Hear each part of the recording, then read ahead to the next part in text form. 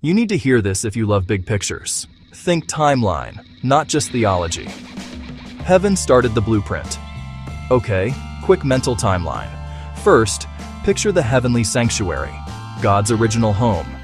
It's the prototype, the source, the place where presence, order, and holiness aren't just ideas, they're the atmosphere. Next stop, the earthly sanctuary, the temple. Think of it like a furnished model home on display. It wasn't the final address. It was a teaching tool, a living lesson in how humans could learn to live around God's presence. Rituals, rules, symbols, all pointing up to the real thing.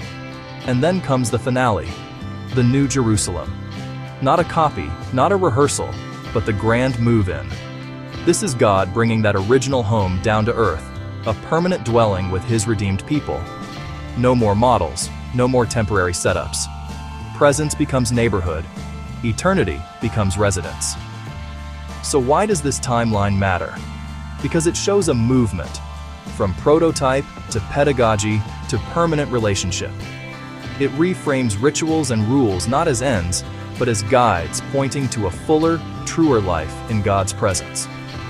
If you're curious about how sanctuaries, temples, and the New Jerusalem connect across Scripture, stick around. We'll unpack symbols, stories, and what it means for how we actually live now, while we're still in the model home. Want more deep but digestible breakdowns like this?